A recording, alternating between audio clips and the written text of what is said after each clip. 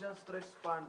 Kasi we understand President or Vice President Leni already sent a letter seeking clarification on the scope of her powers. Bakit hindi na lang i-respond muna? Baka sakaling pag sumagot si Presidente, baka maliwanagan siya. As I told you, Ace, during the previous press briefing, one, that's too late in coming.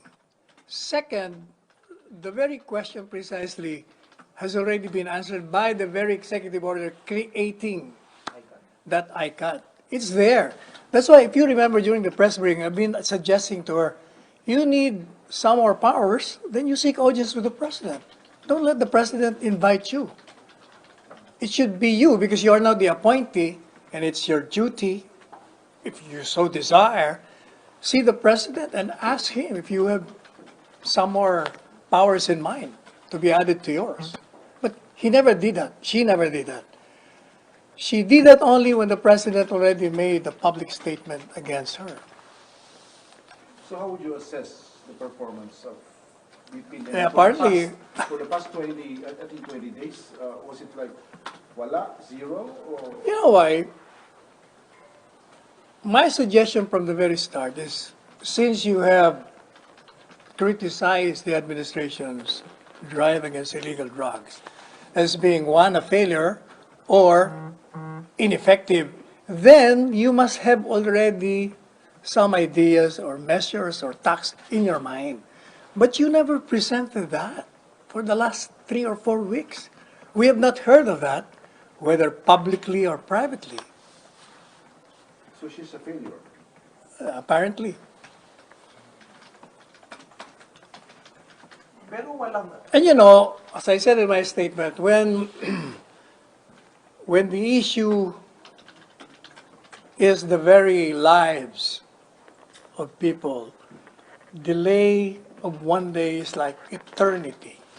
This government can just twiddle its thumb and sit idly, waiting for a show of flashes of brilliance from the vice president to perform. But wouldn't you say that 20 days is far too short, considering that the president... It's not even 20 days, more than that. Considering the president himself promised during the campaign that he could solve the drug problem in 6 months. Yes, but she never presented any program at all.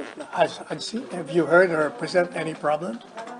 Moreover, you must remember that it's the VP Leni herself asking the president to fire her. Don't forget that. If you were the appointing power, how would you receive that kind of dare and taunt? I think the statement coming from the vice president was, sabihin na lang niya. Exactly. Oh, ano bang tingin mo doon? If you don't want me, tell me to my face. In effect, ganun ang sinasabi niya. Di, fire mo ako.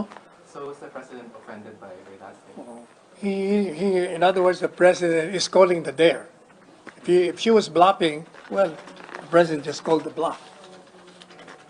Dalawang humihingi ng firing niya. Yung presidente ng Liberal Party where she belongs and herself. Eh dati ka nang maraming missteps, dadagdagan mo pa, ikaw pang nagmamalaki. Medyo. How would you respond to critics who would say na parang the vice president sinabi na, ready na ba kayo sa akin? And parang, Matagal ko lang sinabi, di ba? Nung unang araw ko lang sinabi niya, ready na ba kayo sa akin? Di ba? Sabi ko, matagal na, kaya ka nga in-appoint eh. kaya nga, sir, parang he's now fired. Ay, wala nga siyang ginawa eh. Can't you understand that? Kasi kung ako yung in her position, I would have presented the program kagad. This is my program, Mr. President. Did the vice president ever request to meet the president? Never nga, di ba? First day pa lang, sinasuggest ko yun, di ba? Tinanong niya ako, what could the vice president do? She could seek audience with the president. Since she was already, as I said earlier, di ba, sabi ni President, I'll appoint a member of the cabinet. Oh, member ka na ng cabinet, dapat nag-request ka na kagad. Nag-aantay pa siya ng imbitasyon. Ang problema kasi nakikinig siya sa mga advisors niya. Mas maganda na yun nung tinanggap niya, hindi siya nakinig. Sana tinuloy-tuloy niya na. Sir, hindi ba na-foresee ng administration na this is exactly what the Vice President will do once she gets the position, considering yung mga criticisms na for public statements on how the drug war should be run? Hindi naman. Alam mo, ang tao pwede naman magbago eh. Precisely, binibigyan ka ng opportunity to change your outlook Kasi nandun ka na sa loob eh. Iba kasi yung outlook mo pa nasa labas ka. Kesa nandun ka sa loob. Hindi ba meron siyang, pinupuri niya ngayon yung isang rehabilitation center. Eh. Oh. Kasi nakapasok siya eh. Nakita niya na. Yun nga kaibahan, kaya nga pagkakataon na sa kanya sana. But she blew it. With regard yung claim nyo na wala siyang Sena program, well, previous reports quoted her as saying That? she already submitted 2 recommendations and she was about to submit the 3rd one. Hindi, ano na yan, subsequent to the public statement of the President. Yung, di ba Tuesday bumanat si Presidente, Tuesday din nagsubmit siya nung scope of authority niya. And then subsequent to that, nagsubmit pa rin siya ng 2. Subsequent to that scope of authority query. Sir, ano yung response ng Presidente when he read? Una, tinanong ko siya, Mr. President, natanggap mo ba? Sabi niya, alam mo naman yung mga dokumento, parang ikaw yon yung lamesa mo. Pag dumating ang sulat, hindi naman kagad mababasa yun. Sa dami, siyempre, kumbaga, nakapila ka dyan. Kasi, bakit hindi na lang basahin muna para baka malay mo maayos yung pinadala? Ikaw naman. This is the President doing something for the country. Ang daming trabaho ng Presidente. Noon pa sana niya ginawa yun. Pero, hindi ba sabi ko, first day of appointment pa lang, dapat umano ka na kagad kay Presidente. Could have knocked at the door of Malacanang. Kung yung ordinaryo tao, nakakapasok sa Malacanang. Yung pang Vice Presidente. Meron namang Pero sabi niya, I will not go there unless invited. Sir, did the Sabi ni Presidente, ha? Bakit siya mag-aantay sa appointing power na imbitahan siya? In-appoint na nga kita eh. Do your work. Sir, based on the statements of the Vice President, parang she focused a lot of her efforts on rehabilitation. Was this something that the President did not like as far as her direction was? Anong pinawa sa rehabilitation? May ginawa na ba siya sa rehabilitation? From her statement, Bumisita lang siya. she went to... Hanggang doon lang. Wala naman. Alam mo, kung talagang meron kang magandang proyekto, meron ka ng programa. Ito ang gagawin natin. Ito yung ginagawa niyo. Ito yung akin. baka nga Kasi, you must remember that she had been criticizing the administration. When you're criticizing a work, that means, alam mong mali ang trabaho mo, meron akong mas maganda dyan. Otherwise, hindi ka magkikriticize. How will you know na failure yan? Kung hindi mo alam na merong mas maganda na magsasucceed. But she never presented any program. Pero sir, you just admitted that the palace has received yung mga programs na sinend ni... Hindi, sinasabi ni Presidente, kung nandyan man yan, hindi ko pa nababasa yan. Kasi syempre, pag may request ka, hindi ba dokumento everyday, nagpa-pile up yan. So, Sec, it's not entirely accurate to say din na wala siyang sinubmit or wala siyang pinadalang But after na binanatan siya, yun ang pinupunto ko kanina pa, hindi nyo ako iniintindi. Nag-submit lang siya nung sinabi ni Presidente, hindi ako nagtitiwala sa'yo dahil yung mga ginagawa mo mali. That was the time siya nag-submit. So, sir, what will the President do with those recommendations? Will he still read Ewan and ko. consider those? Lahat naman binabasa ni Presidente, whether he will act on it. Si Presidente kung magandang suggestion mo. So sir, can we say that the palace did not exert any effort to consider... Bakit naman the palace will be exerting effort? The Vice President should have exerted effort na from day one pa lang, meron na siyang prinisintang programa. From day one, sir. Of course, when you're, as I said, nagkini-criticize mo yung trabaho ng gobyerno, meron ka nang alam na mali. At meron ka nang alam na suggestion na anong dapat gawin. Kasi kung hindi mo alam na alin ang tama, how can you say na mali ang ginagawa mo? You get the point? How can you criticize something if you don't even know if it's that good or not? Sir, in appointing VP Leni, what are the expectations of the administration on how she will do her job?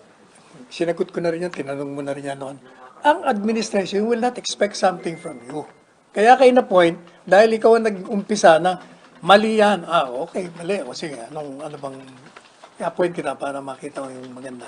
Wala ka namang ginawa eh. So the moment that she accepted the post, she should have already a program. Dapat mayroon na siyang programa kagad kasi bakit ka nagkikriticize na masama? Sir, Kung hindi mo pala alam na mayroon ka mabuti. Bakit po kayo hindi tinawag, halimbawa, ni Presidente? Bakit ka siya tatawagin? Sinabi, ikaw rin, hindi ka na rin nakikinig eh. Ang sabi ko sa iyo, ang sabi ni Presidente, bakit akong tatawag sa kanya? In-appoint ko na nga siya. It's her job to come to me and explain to me what do you want? Ano pang gusto mo? Sabihin mo sa akin kung anong gusto mo. Pero sir, di ba there was an initial plan to invite the Vice President? Because I recall parang there was a statement from the palace saying that the President will invite Oo, the sinabi niya. for- Kasi alam mo naman si President, gentleman niya. Ay, imbitahan ko yan. Pero ikaw, you don't have to be invited. In-appoint ka na nga eh. Chairperson ka na nga eh. Trabaho mo. May reaction ng Liberal Party. Ano sabi? Sa pamagitan ni Senator Kiko Pangilinan. Oh. Pabasahin ko na po ito sa Sige. inyo para makuha po ninyo. Marami ang natuwa at humanga sa pagtanggap ni VP Leni ng nasabing alok. Sumabog sa mukha nila ang kanilang tangkang pahiin si VP Leni. Sa maikling panahon, ipinakita ni VP Leni na hindi solusyon ang araw-araw na patayan ng mga mahihirap na drug user habang pinapakawalan at pinopromote ang malalaking drug lord, ninja cops at mga protector nila. Pinatunayan din nitong pagtanggal kay VP Leni na wala silang isang salita. Sa katunayan, yung palpak na war on drugs, ginawa nilang war on VP. Malacanang did not just blink para silang napuwing ng todo-todo, umatras. Dahil sa takot at pangamba na lalo pang lumawak ang suporta kay VP Leni, bunga ng mas maayos at higit na epektibong kampanya laban sa illegal na droga, agad-agad nilang tinanggal siya sa ICAD. At dahil sa maraming kapalpakan sa Southeast Asian Games, ang naglilitawan ngayon, pwede rin ginagamit na panakip kaldero o panglinis sa mga anomalya ang pagtanggal kay VP Leni as ICAD co-chair. In other words, hindi matanggap ni Francis Pangilinan, ni Kiko, na isa siya sa dalawa, kasama na si Leni, ang naghamon kay Presidente na tanggalin na lang si VP Leni. Alam mo yung sinasabi ninyong yung sinasabi ni Kiko Pangilinan na pinatunayan daw ni VP Leni na hindi kailangan araw-araw may namamatay. O, tanong ko sa inyo, mula ba nung naging chair siya, meron bang namatay o nawala? Meron bang labanan na walang buhay na natanggal? Tingnan niyo yung briefer.